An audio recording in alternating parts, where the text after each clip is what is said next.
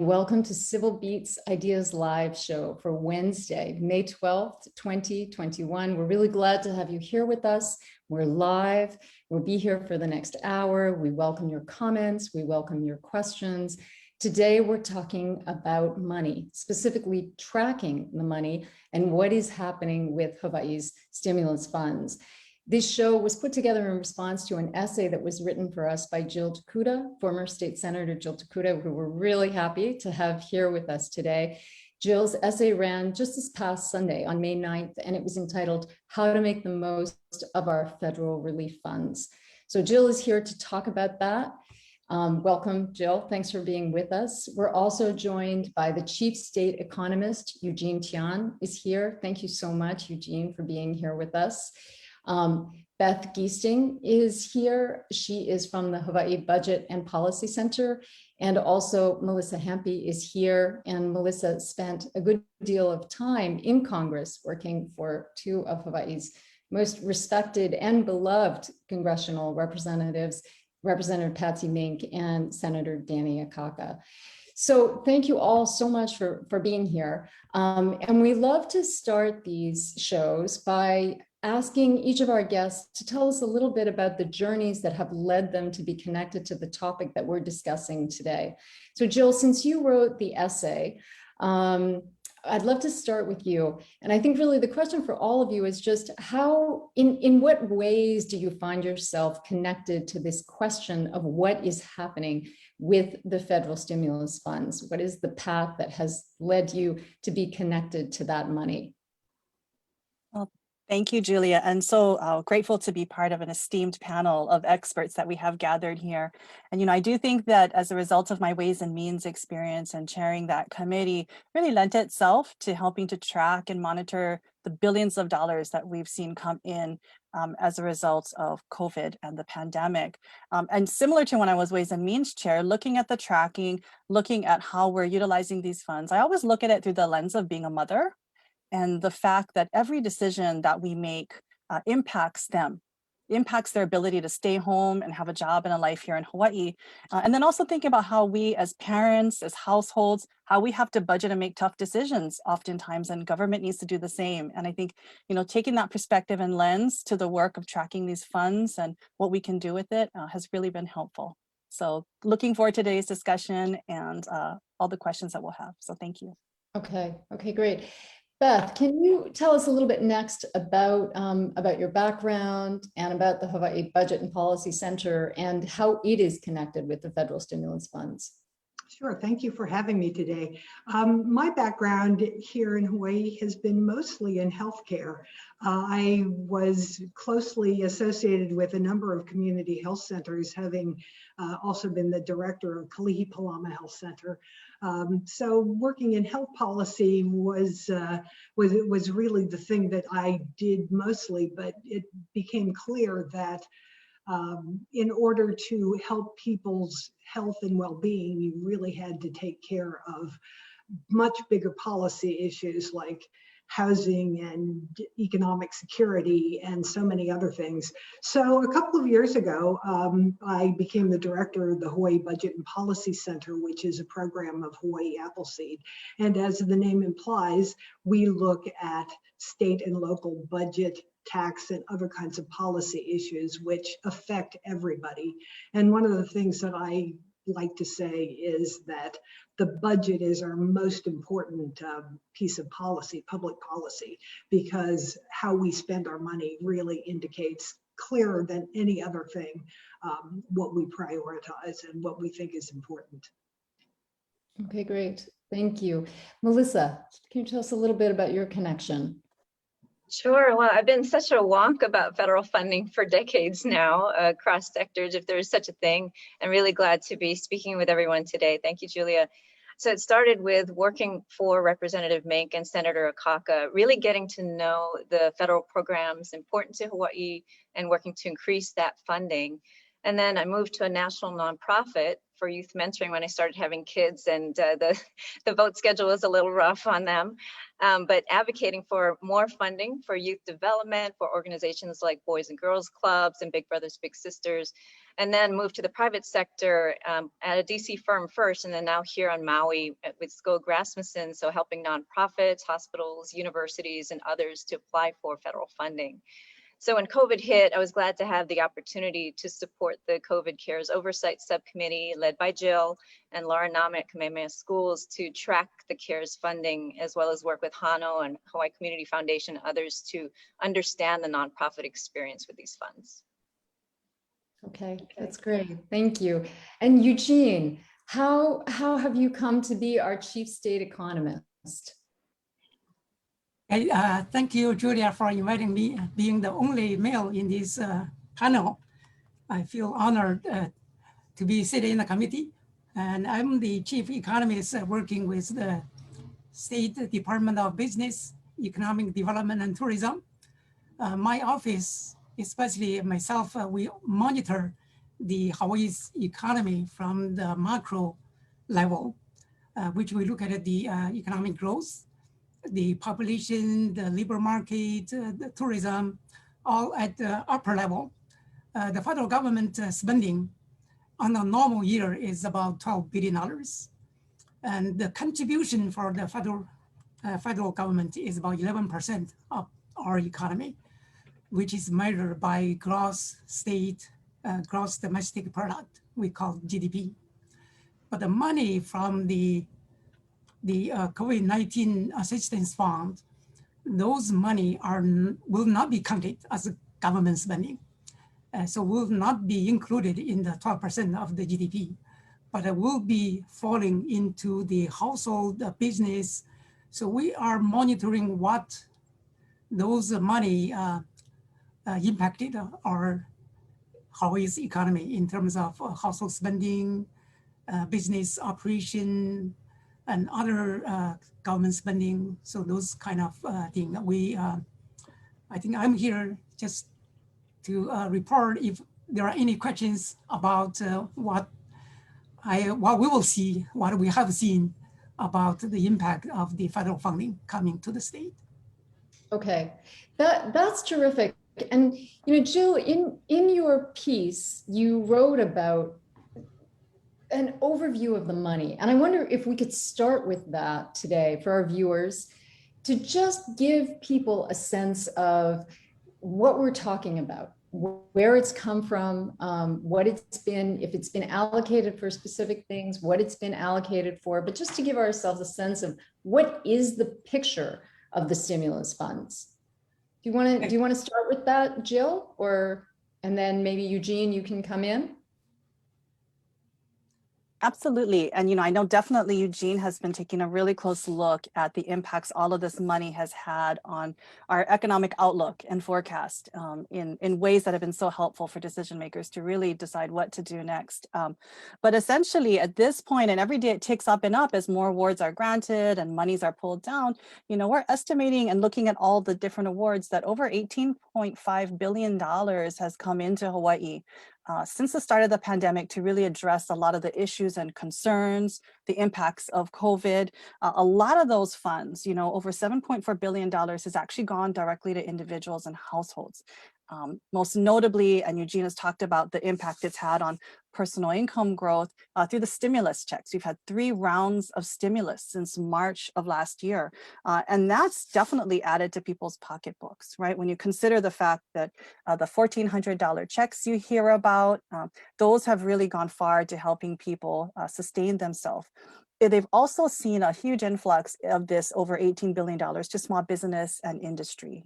To that amount, over $4 billion of the monies we've received, and this is a conservative estimate, has gone to business and industry through paycheck protection loans, economic injury disaster loans, all these different programs to really help our businesses weather this particular storm. And then the other big chunk, again, to individuals that we've seen the money go to is unemployment. Sadly, we are still the highest unemployed state in the country, not a designation we want to keep, but we clearly know anecdotally and statistically, that unemployment has definitely devastated our families. And when you consider the fact that the federal government has definitely chipped in to the additional plus-ups and benefits that have helped buoyed families, helped them to keep roofs over their head and food on their table, that's pretty significant because of just the close to $6 billion that have gone out in UI payments. Basically about 70% of that has come from the federal government. So thanks to 3.8 billion in plus ups and additional payments and supports, PUA and all those other great acronyms that have come out to support unemployment, that's as a result of the federal government kicking those funds in. And then keep in mind too, we did have to also take up quite a significant loan that the legislature, has made the decision we will pay that back with the American Recovery Plan money. But because of all those additional supports from the feds, as well as the loan from the feds, we've been able to keep billions of dollars going into unemployed people's pockets over the past 18 months that we've seen this pandemic. So a lot of support to individuals, a lot of support to businesses and industry, and also to COVID response, all that quarantine, costs, testing, contact tracing, now vaccination as we roll in. So $1 billion sounds like a lot, but when you consider the pressing, costly and unbudgeted needs that we've had since the very start, it's all had a home, and it's for the most part largely been spent as well. Beth, you mentioned the importance of the budget and policy. I guess I'd like to ask you, as you've watched these funds being allocated, this is in a broad sense, what have you thought about the allocations in general? Do you feel that Hawaii has been doing a good job allocating the federal funds it's been receiving? That they've been going to the right places? Well, I've got to say that if we look at the budget as an expression of what's most important to us, and if we look at the guidance, at least for the American Rescue Plan funding, which instructs states to invest in building the foundation for greater social and economic equity, I think it raises some questions about some of the priorities that we have chosen. Not that there's anything wrong with where we've put our money, but maybe we could have spread it around a little bit more. For instance, the legislature recently adjourned after appropriating $2.4 billion from the various federal relief programs. And of that, more than $800 million went to unemployment insurance trust. So that was more than a third of all of the money that they appropriated. That money went to pay back the loan. We had very high unemployment. It completely drained our trust funds. We had to take a loan. We're paying the loan back. Part of the money too is for expected unemployment needs over the next 2 years. But usually businesses have to pay for that with unemployment taxes. I do understand that businesses are struggling. It's important to help them out, but to put a full third of all of that money into unemployment just seems perhaps a little excessive. Another thing that makes me wonder is we put a lot of money aside for debt relief, for government spending, for vacation payouts. And we also put a lot of state funding into paying off our retiree health premiums and putting money into our rainy day fund. So we use state funds for that because we couldn't use the federal funds. But I'm just wondering whether technically it was kind of a shell game where we were moving the federal money for things that the state would ordinarily pay for. Because when you add the things that the things that the state paid for with federal money to reduce future obligations and also using state funding, it was like $1.1 billion. So it was a lot of money. On the other hand, we did spend a lot of money on education, which is just so essential, and really targeting that money on the things that we need most. Okay. Does anybody feel like they want to react to what Beth has just said? Any thoughts about how some of this money has been spent?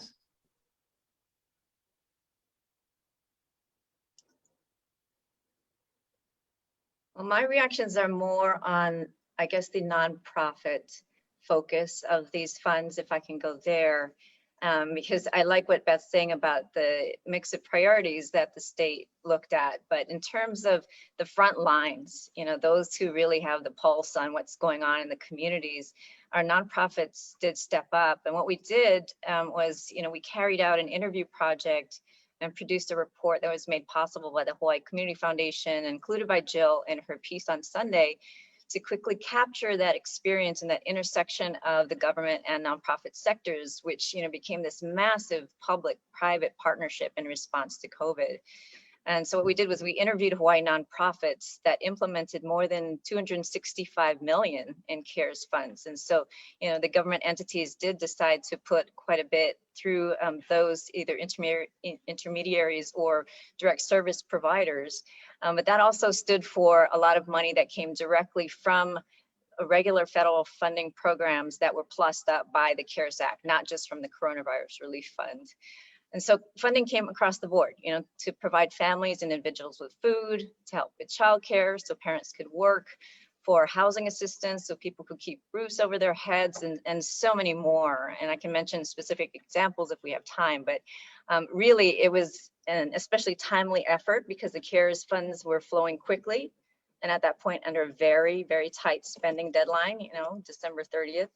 And so with additional COVID funds coming, you know, all these thoughts swirling about it had the effect of uncovering systemic issues that existed long before COVID, you know, pain points that were exacerbated by COVID. So, you know, some of the things that we found in the report, for example, you know, depending on the nonprofit, there was difficulty in working with funding awards that were on a reimbursement basis. So, you know, that meant that some of the nonprofits had to front the funding to stand up brand new programs. And in at least one case, they had to take out a loan to do so. And they were so committed to helping out and using the money wisely. But, you know, there were stories of paper checks that got lost, didn't get to the nonprofit for weeks. There was also major stress that was imposed on staff. So both government and nonprofit staff to stand up programs quickly, find additional workers or contractors, train them up in a virtual environment, which is really challenging, and then set up some IT and record keeping systems to figure out how to do the reporting. This meant working a lot of extra hours, you know, some maybe 60 to 80 hours per week for weeks on end, and led in many cases to staff burnout. So, you know, these are some issues that were uncovered and are important to address, but they have to be addressed hand in hand, government and nonprofit together, and they're difficult.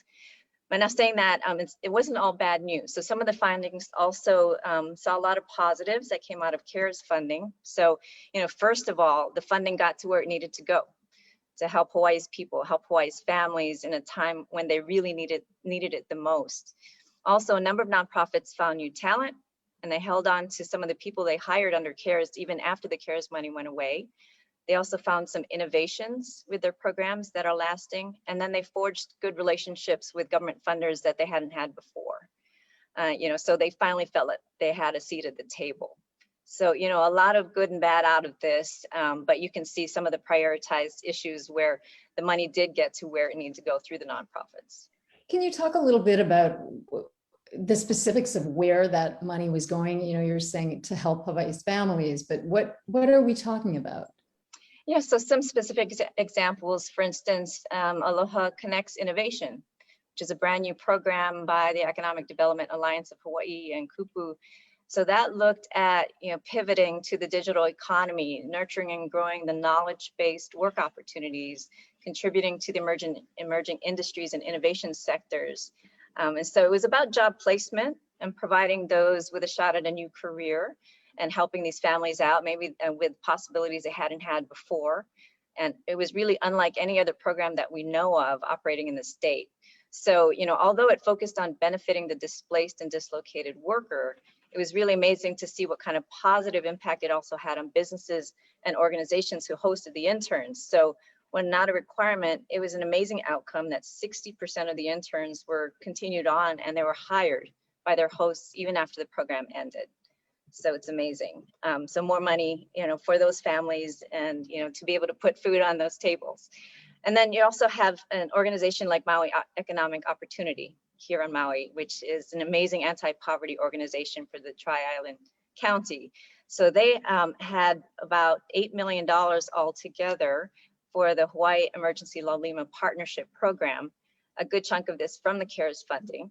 And what that did was it provided various assistance for critical items like payments for rents, mortgages, utilities, medical services, insurance, tuition, childcare, and other essential needs. And in all, they helped more than 33,000 individuals and almost 12,500 households. So those are a couple of specific examples. Okay, all right. Thanks for that. We've got a couple of questions that have come in, and here's a question from Donna. She's asking, what programs to promote Hawaii's self-sustaining businesses and structures can be funded? So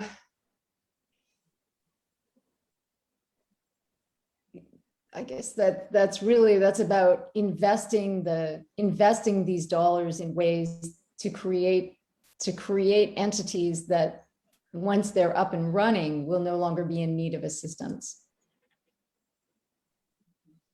Maybe I'll just pipe in a little bit here. I think one of the programs that probably got closest to the question she's asking was the Pivot program that was put in place with CARES Act money.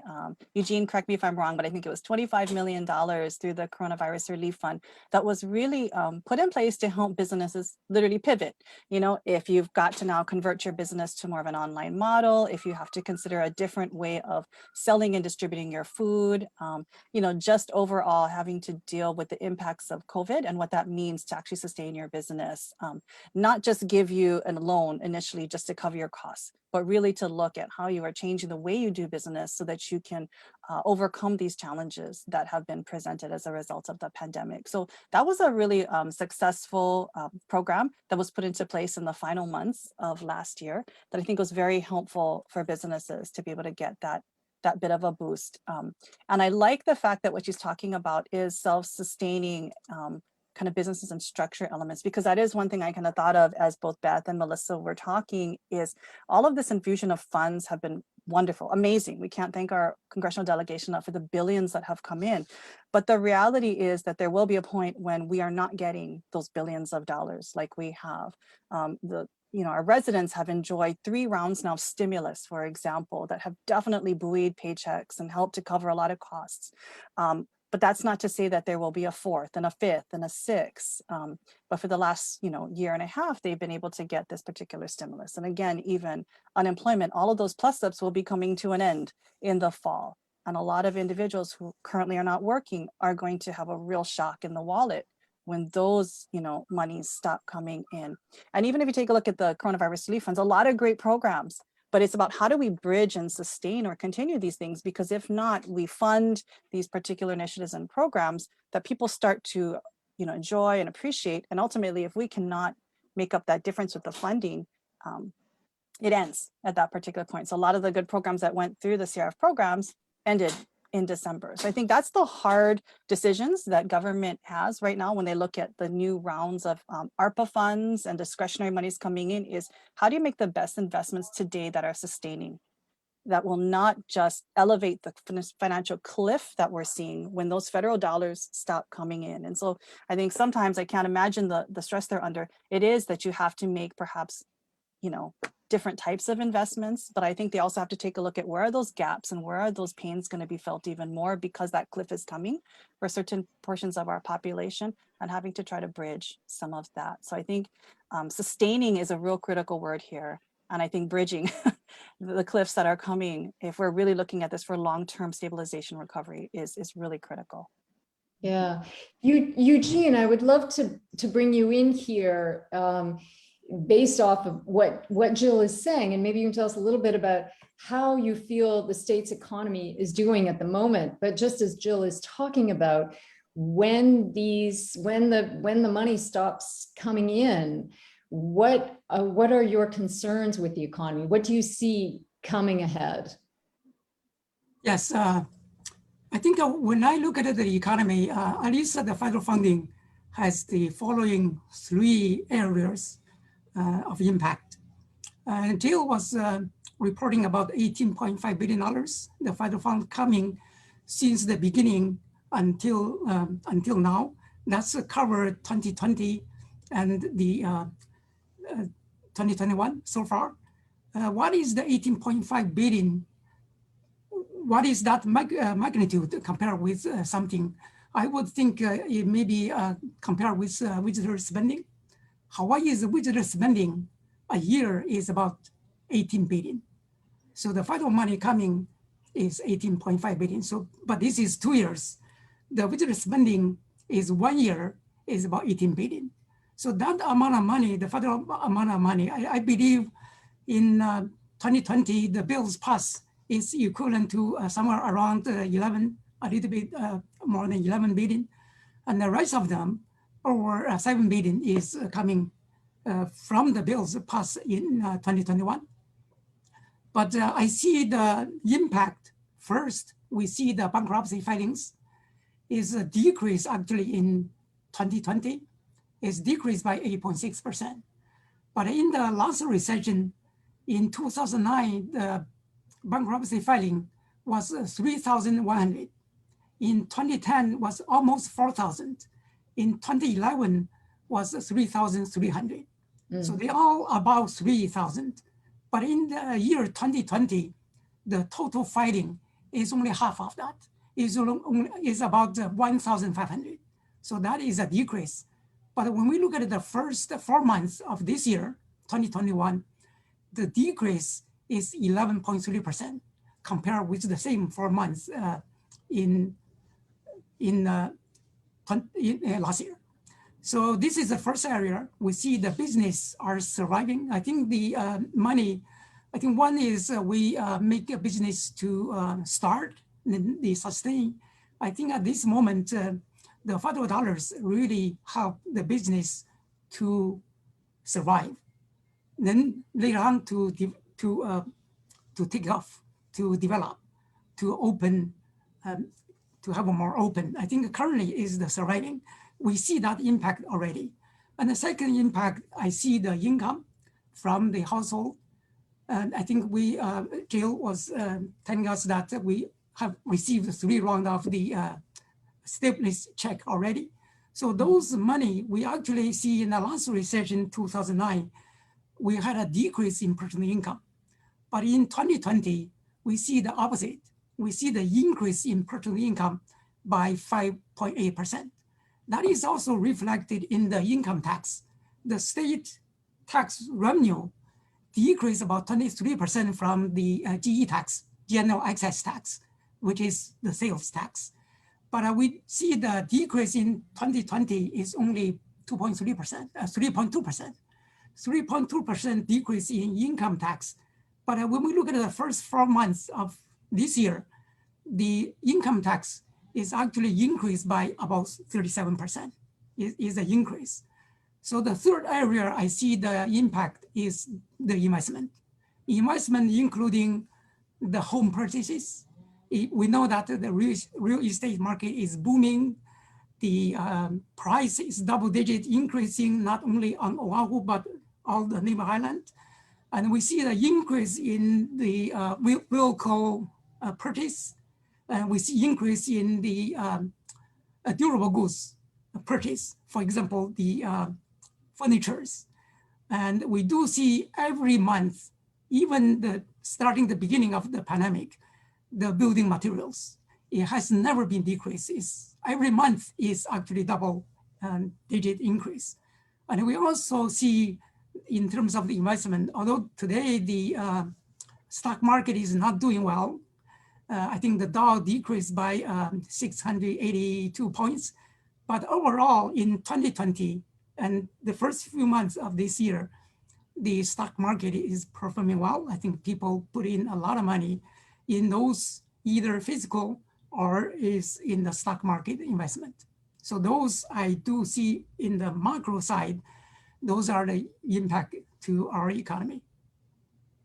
Okay. So, you know, what I hear you saying is that the federal stimulus funds are definitely having a very positive effect on the economy, that they're doing a lot to help keep things afloat, make sure people aren't going bankrupt, make sure people have the means to be able to purchase things. But I guess that goes all the more to the point about what do you foresee economically when that money stops coming in? Is that something that the state is concerned about, or, you know, just what may be on the horizon? Yes, that's a good question. I think because currently the federal money help the business to survive, and that's we can see from the bankruptcy filing, but the economy is opening up. In the month of April last year, about 60% of our businesses, they closed, 60%. I think the most closed, more than 60%, are the hospitality, accommodation, food services, retail. They have more than 60% closed. So, but as of the end of March, 90% of our businesses are open. So we have 40% open in April last year to 92%, actually 92% by the end of March, they are either fully open or partially open. And our visitor arrivals is performing pretty well. And we have about 62% recovery compared with the 2019 level. So visitor recovery is faster than we expected. Because my expectation that the visitor arrivals will recover by about 50% by the end of June to the 2019 level. But now it's already at a 62%. But most of the visitors are from the US mainland. And the US mainland alone, their recovery is almost 90%. So with the vaccination, I think after July, sometimes I think in the second half of the year, there will be more businesses will be open. I think currently we still have about 36.5% of our businesses. They are open, but they are not fully open. They are only partial. But in the second half year, most of these 36.5% will be fully open. So the economy is opening, is recovering, but we do feel that the full recovery will take a few years. It may be until 2025 will be fully recovered. So we still will have to have some kind of in between now and 2025, we will still see some higher unemployment rate, and some businesses may still have some difficulty. We may see a slightly increase in the bankruptcy filing. So that will be we do see the economic recovery will take a few years to a full recovery. Okay, thank you very much for walking us through that. I wonder if I could jump on that. Sure. Okay. You know, I do have hope in a couple of things. So number one, I mean, I don't think the federal spigot is going to be turned off completely. I am hopeful that they're going to come to some kind of agreement on infrastructure going forward. And so hopefully that will build capacity for some of the businesses. They also have some research money that they are bumping up as well through the National Institutes of Health and National Science Foundation, and these things that can grow more of that forward-looking economy and the knowledge-based economy, as well as maybe $100 billion for the country in the infrastructure package for broadband, and things that will allow, you know, more of these businesses to grow even further and reach additional markets, and also draw some of the workers that will come in that have expertise that can move some of our businesses forward. So, you know, so that's one thing. And then the other thing is, you know, looking beyond these stimulus packages, there are also regular grant cycles that flow through every year. And, you know, again, this is across the board. This is a number of things in, say, defense, where we can beef up our military, our military activities out here in our installations.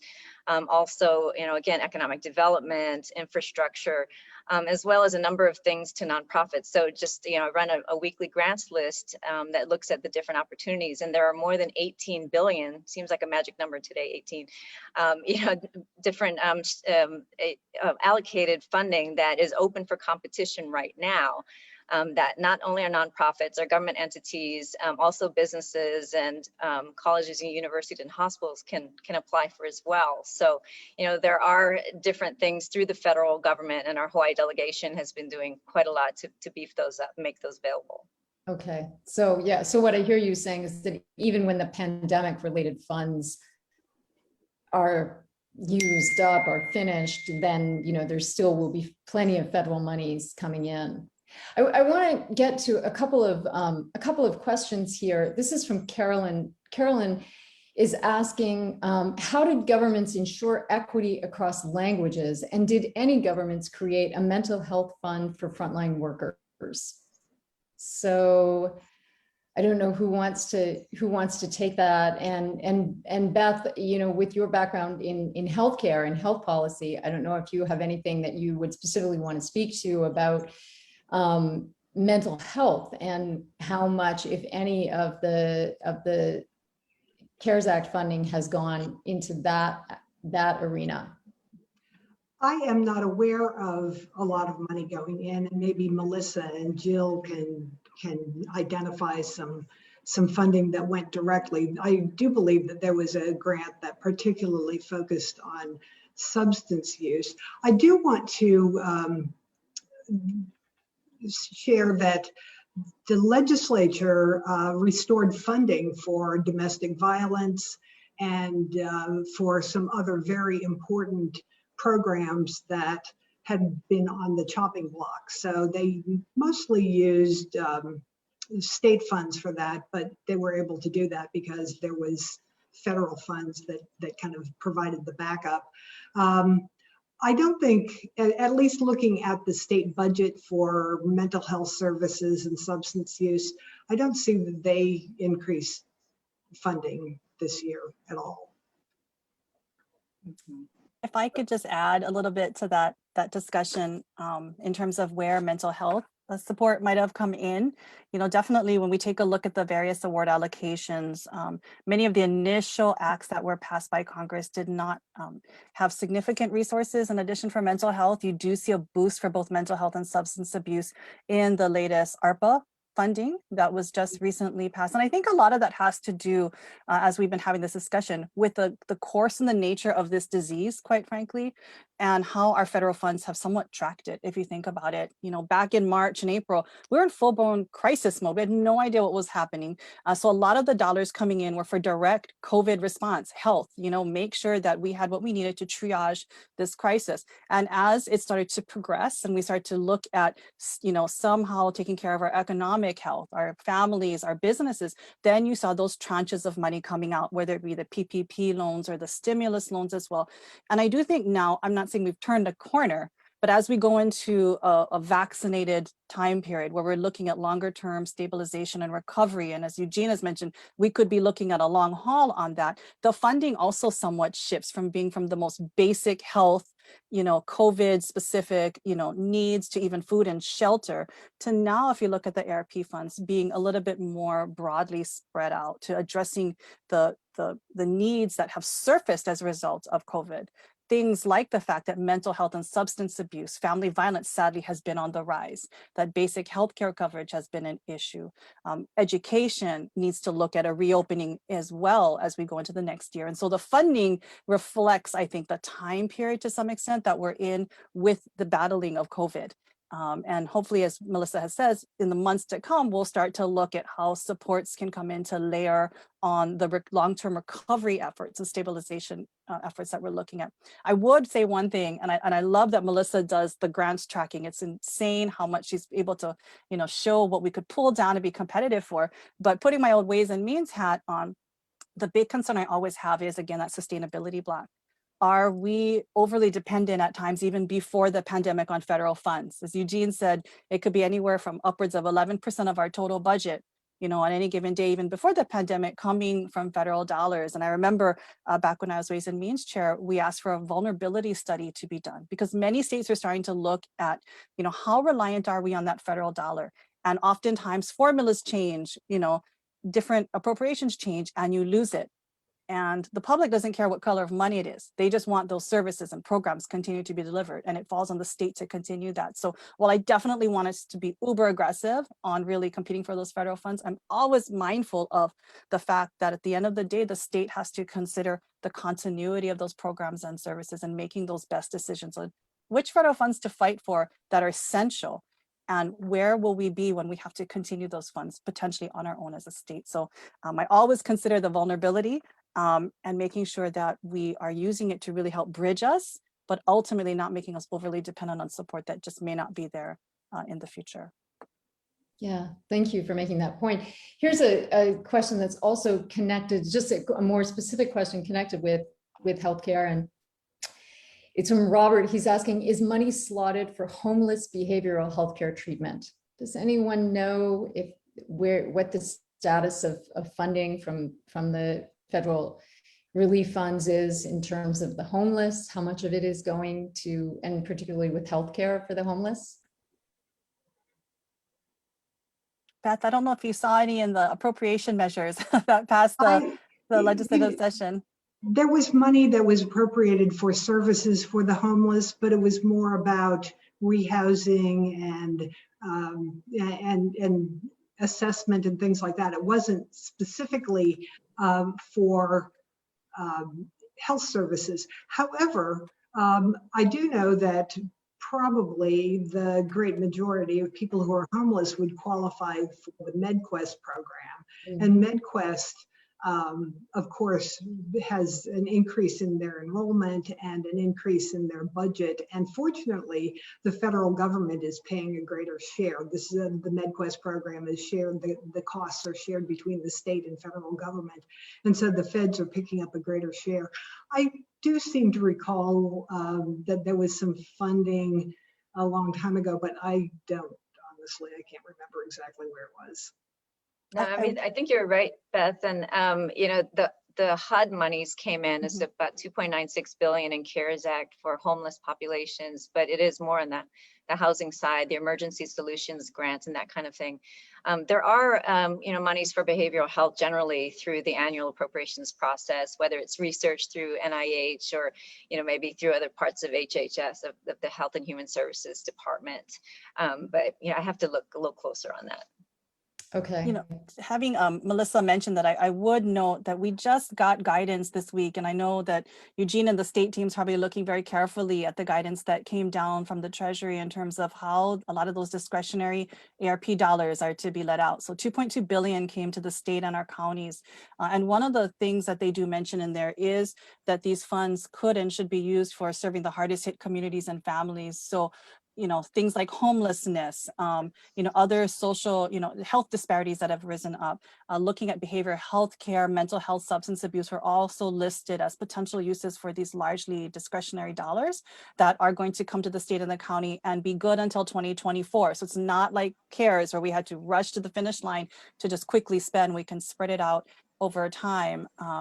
And also, while it's not directly homelessness, as you have seen on the news, we did get emergency rent, you know, assistance coming through. So in that case, you know, $200 million was a huge help for, you know, the counties to now be able to go out and provide rent support and rent relief. And we know that in some of the counties also beefing up their rapid rehousing. So for homeless individuals, thanks to that HUD money, as Melissa mentioned, being able to quickly move people from homelessness into permanent shelter for, I think, at least 12 months with an additional 3 months on top of that. So while it may not be explicit, a lot of these HUD monies, discretionary funds that the state and county are getting, as well as housing money, will really help to address a lot of those potential homeless issues or preventing homelessness in our state.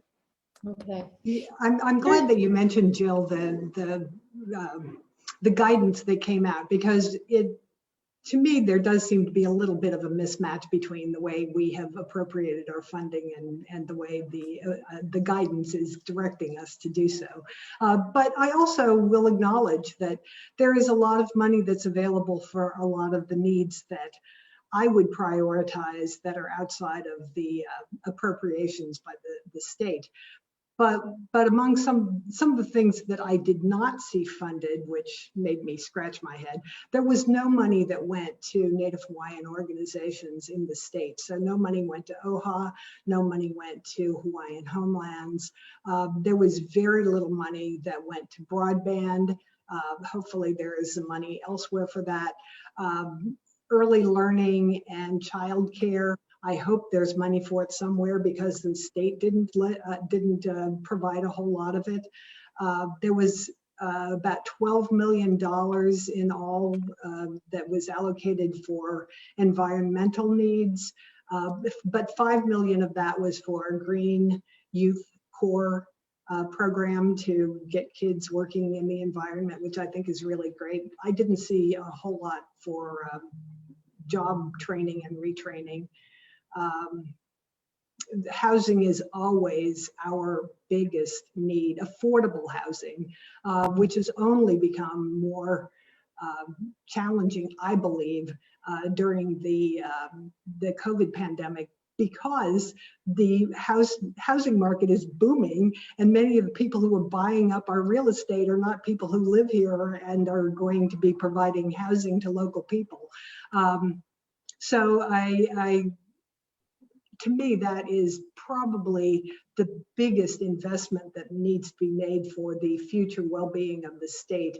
And I am just crossing my fingers that that infrastructure bill passes, because that's what we really need. And I know that there's also some funding in the pipeline, we hope, crossing our fingers for early learning and making preschool mandatory, which will be just fabulous. Yeah. Yeah, so that's talking about, I'm sorry, if I could jump in, that's talking about the American Families Plan for universal pre-K for 3- and 4-year-olds. I know that's been a big priority here, but if they can get that through, that would be amazing. But I'm glad you mentioned the Native Hawaiian community as well, because the Hawaii delegation worked very hard. They couldn't get it in the first 3 stimulus packages. And then in the ARP, they got $85 million, for instance, for Native Hawaiian education programs, which is a huge bump. It's usually only, maybe about 35, 36 million a year, but they got this one-time infusion, and now just trying to figure out how that's actually going to be let out to the different grantees. And so that's something that's in there, as well as some money for DHHL for Hawaiian Homeland. So hopefully the rest of the packages will have more as well. Thanks.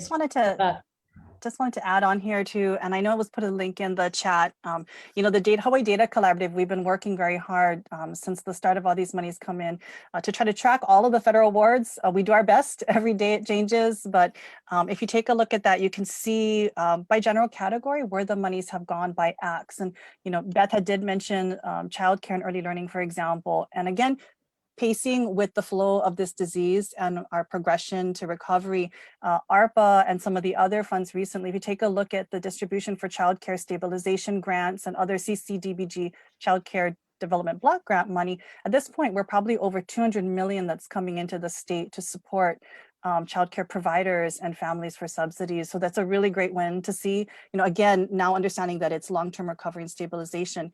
It may not be going out through the discretionary dollars, but there's a lot of individual streams adding to existing funding lines that you're seeing through these allocations or individual awards for these types of needs and services like childcare and early ed. Okay, I want to get to some of the questions that have been coming in. Here's a question from Bill, who's saying, our bars have been closed and damaged perhaps more than any other industry, yet we're having an extremely hard time trying to get federal funds. How can we get through the disqualifying factors in each federal program that have kept operating funds out of our hands? So I don't know if any of you can speak to the specifics of that, but just going to that idea of people who feel like they need help and aren't able to get it. Are you seeing a lot of that? And do you have any specific advice for Bill? We see a lot of communication going to the Hawaii delegation again.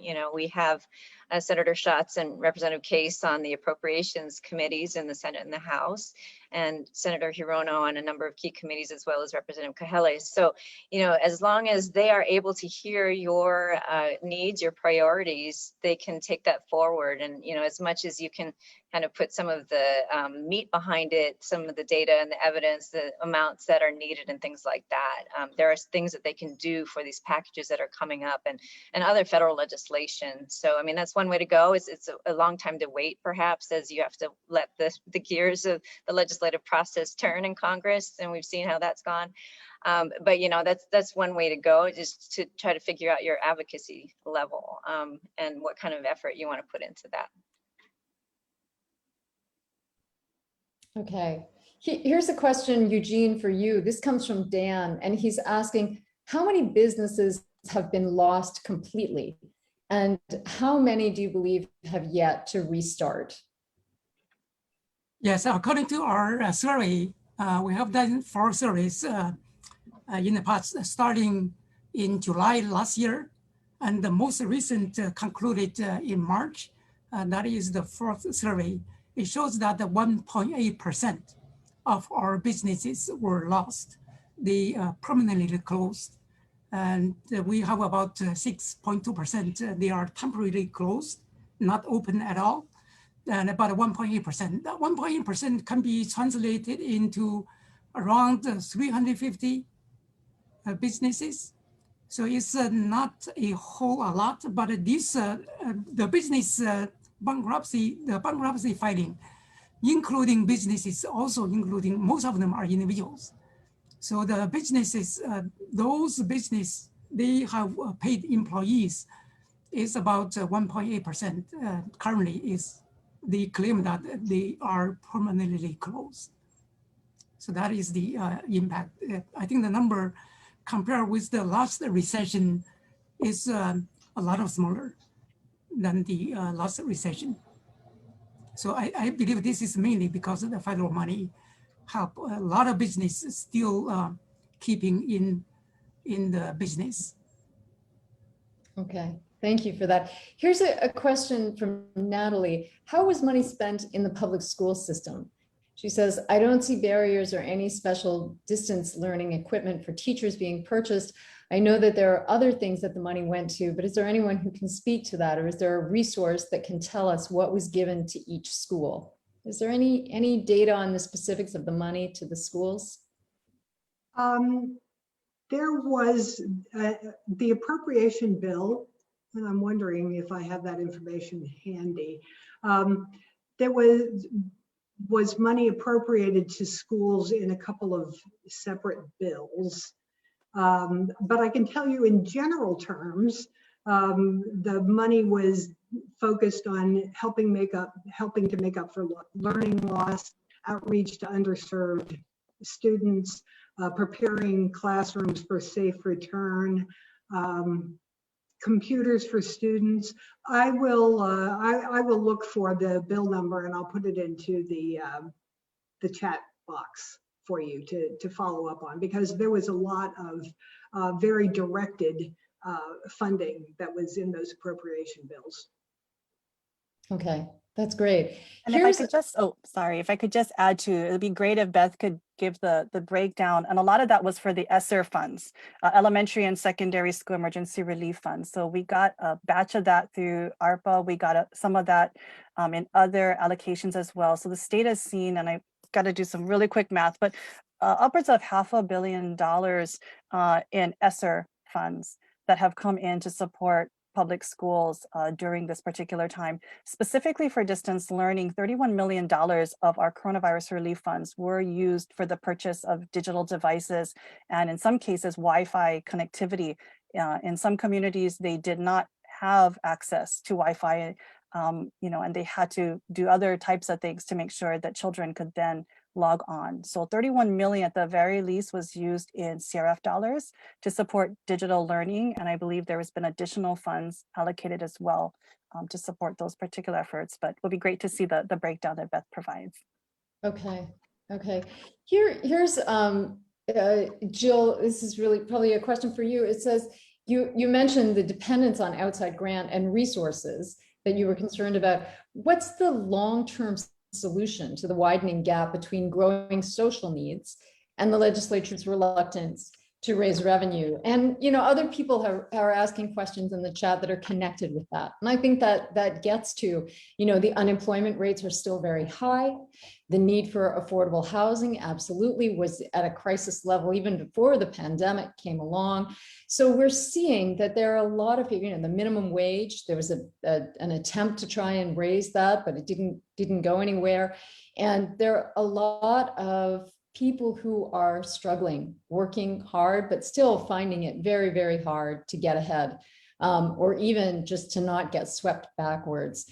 So, you know, how are those issues addressed? And I realize that's a big question, but particularly if you're concerned about not becoming overly reliant on outside funds. Yeah.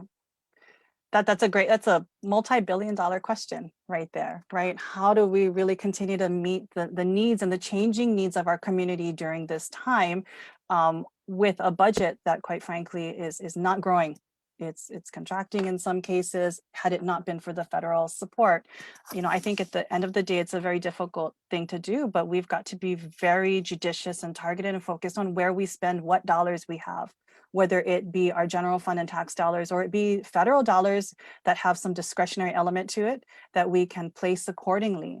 That's not a very popular answer to say that we've got to do better with what we have, but I think that is the reality. And I think when we look at our spending, it has to be for those things that we, not just, you know, it's easy to go for the really sexy and you know, glamorous things that everyone's crying for immediately, but I think it has to be a step back and a focus on what do we really need as we look at the long-term trajectory of our state and our economic situation. We still have discretionary federal dollars available to us. How will we spend it? What decisions will we make with it to make sure that, yes, these needs that have cropped up because of COVID, like mental health, like various social issues, healthcare coverage, all these other things can be addressed with the dollars that we do have available now to bridge us to the point when we are going to be able to continue it, because our revenues start to hopefully creep back up, and not just put our money towards the next best thing, or any kind of short-term budgeting or funding. Not to say that that's what they're doing, but I think the difficulty now is really targeted focus, judicious spending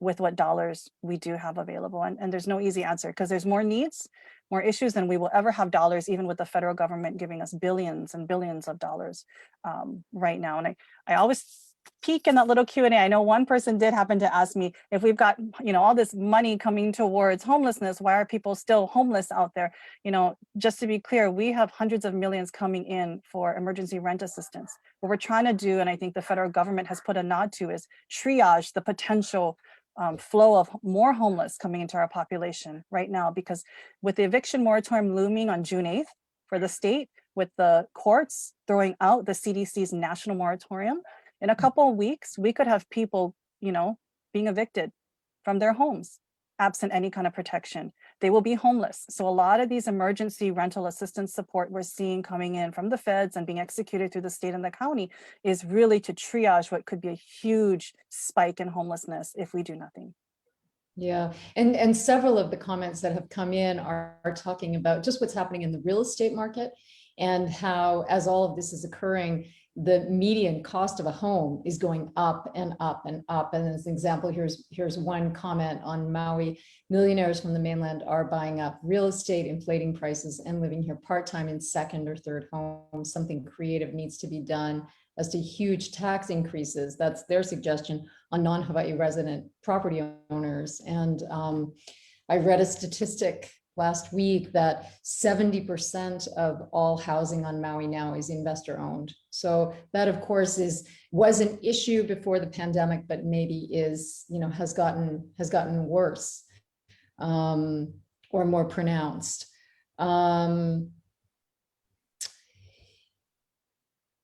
We have been talking for an hour. We've covered a lot of ground, but there's a lot of ground to cover. And I really appreciate the depth that you have all offered as we've sort of looked at what's come in, where it's gone. Jill, I know that when you wrote in your essay, you expressed that your concern to the future are these gap groups. You just mentioned the fact that there could potentially be so many people out on the streets soon. And Eugene, I don't know, I know you're talking about the economy starting to open up again, which is great. But we had a story in Civil Beat this week that looked at, even though tourism numbers are up, a number of the jobs are not returning. And so, you know, this is, I guess, you know, I'd love to ask you, Eugene, what you anticipate around unemployment and what we may be facing with unemployment. Yes, I think the beginning of the pandemic in April last year, we lost about 150,000 payroll jobs. And as of the end of the year in December, we still lost 104,000. So those people are still not coming back. I think the reason is that we have 36.5% of the businesses, they are open, but they are only partial. They are not fully open. They are not calling back their employees. When you look at the number, there are 92% they are open, but not all of them are fully open. That's why we still have a long way to go to get back our full employment, which our unemployment rate was around around 2.6, 2.5%. But in the next few years, the unemployment rate will be still high, will be still higher than the normal year. I think our projection for the unemployment rate is to be somewhere around 6% to 7% for the next few years. It will be still high. So that's because of the recovery path is a few years. So we don't expect it will be fully recovered, especially in the labor market by next year or the year after. Okay. All right. Thanks for that. Here's a question. We've had a couple of questions going to the whole sort of idea of entertainment, the entertainment industry. And here's Casey is saying, any training for film or television or digital content in music, high-income film jobs fit the gifts and talents of our youth and local community. Why not grow our economy and higher income jobs? Have any of you seen any monies, whether they're stimulus funds or whether they're just general federal monies coming in, where you really feel those are making a difference in that sector of the economy? Well, I know there were huge bump ups for the National Endowment for the Arts and the National Endowment for the Humanities, in addition to the regular grant programs that are currently open. And so to the extent that those funds can flow, supporting the programs, digitization, you know, some of these other things that are on the ground, plus maybe help on the staffing side. I'm not exactly sure what's allowable in those, but, you know, there is an acknowledgement that funding has to go in that direction, as well as some of the monies that came through the shuttered venues grants, which I know couldn't help everybody, just given the definitions there, but, you know, could quite help quite a few here. So there is an acknowledgement there at least. Okay, and Casey actually had another question relating to the funds for Hawaiians. His question is, where is this Hawaiian money going? In the past years, with millions of DC funds for Hawaiians, our large Hawaiian community, Ko'olauloa community in Ka'ava Sunset, has gotten tiny quote unquote flybys from big Honolulu groups. We have great needs. Will any of the money for Hawaiians actually go to our rural areas? So anybody have any knowledge of that? Any thoughts on that? I mean, I think that goes to the whole sort of question of how much of this money is actually really getting into the hands of those it's intended for. And maybe that's so there's that specific, and then maybe that's a larger question of how good of a job are we doing getting the money where it should be going? Mm-hmm. Well, there are very specific programs that are dedicated to helping Native Hawaiians and Native Hawaiian serving organizations. I mentioned the Native Hawaiian Education Act and Native Hawaiian Healthcare Improvement Act and Hawaiian Housing Block Grant and others.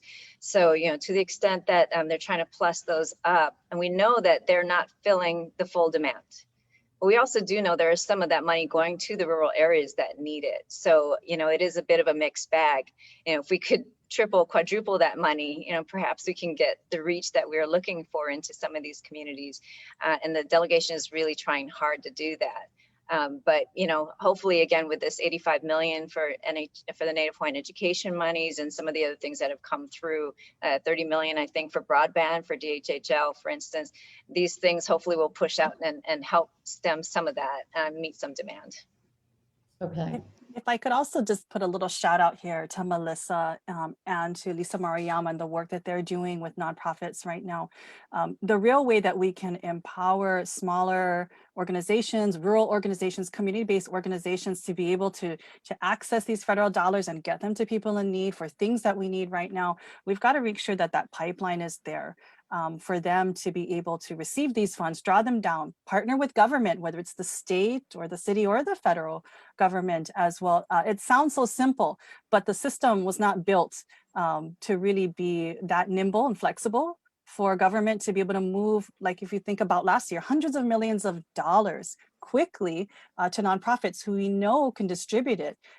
But whether it's procurement or other kind of contractual arrangements, or I think as Melissa mentioned, having to have it be on a reimbursement basis when most organizations don't have that kind of cash flow, right? How are we creating the elements of success so that we can empower and partner with our nonprofits to execute dollars that we would like to see come down and are coming down? And Melissa and Lisa, and thanks to the coordination with a lot of also state and county leaders who have stepped up to talk story and figure out how we do this, that's gonna make the difference in us being ready to actually move the kind of money that we'd like to see in the coming months and years.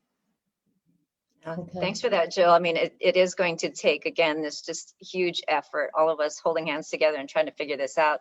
Because it's going to take funding for IT modernization. It's going to take everyone kind of letting go of their little pet box on, page 35 of this application, and, trying to streamline these processes so the nonprofits aren't spending hours and hours just trying to apply for the funding, and so fixing those processes. But I agree, that's something where if we can build the capacity of our nonprofits and they can apply for money, whether it's federal or foundation or beyond, even trying to get to these sustainable ventures on the commercial side together. That's something where, we can really push this forward and bring more money into the economy. Yeah. Well, we've been talking for over an hour now. So I'd like to end by asking each of you for your thought on what should we be tracking most closely as we look forward? What should we be paying the closest attention to? So, Beth, I'd love to start by asking you that question. I think that where we need to be paying attention is seeing how the money, all of it, and it's very complicated because there's so much of it going to so many different things, but it really is important for us to pay attention to what it's being used for, and is it going to the priorities that we see for making Hawaii a better place in the future, as well as for meeting immediate needs. Yeah, that's great. Eugene, how would you answer that question? What do you think we should be tracking most closely as we look forward? I think the Jill group is doing pretty good. They have very detailed data online. You can see where the money goes and how much of the money is spent. I think for the federal money, there may be two issues. One is the efficiency. How can we efficiently use the money and make to use the money as usually the federal money has a deadline to the efficiency. And secondly is equity. So we have to make sure the federal money will be allocated. I think a lot of them allocated at the federal level is equally to reflect the social justice. I think those are two areas. Okay, thank you. Melissa, what do you think? What do you think we really should be paying closest attention to as we look forward?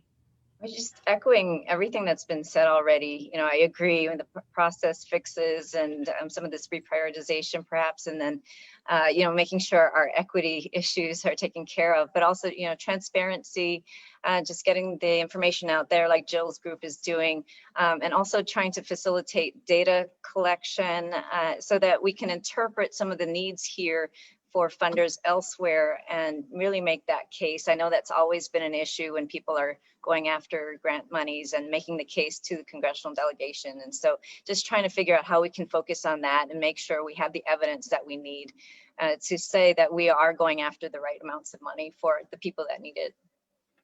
Okay, that's great. And Jill, you started us all off with your essay.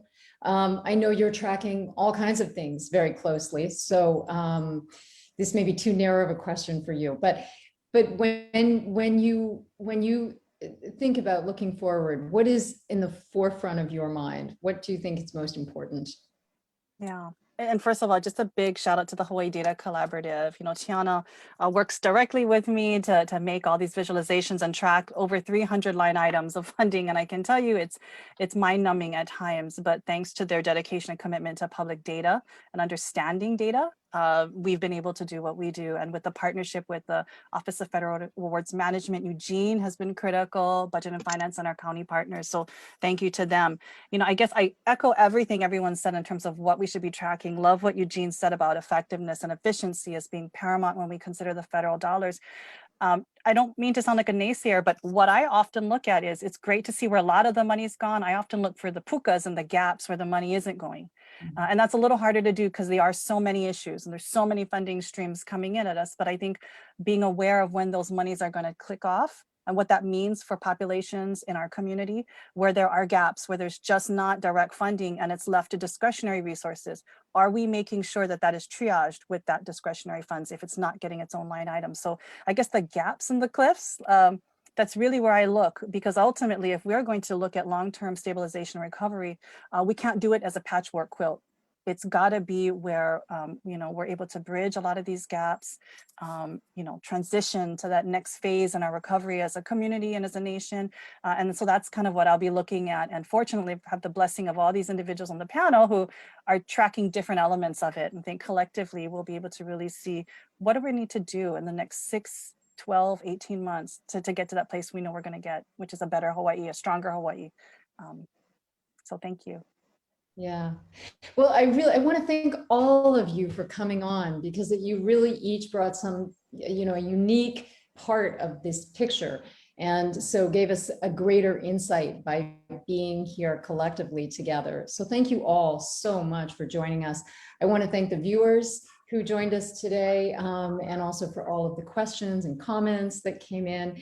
We will be back next Wednesday at 2 p.m. with the Civil Beat Live show on traffic.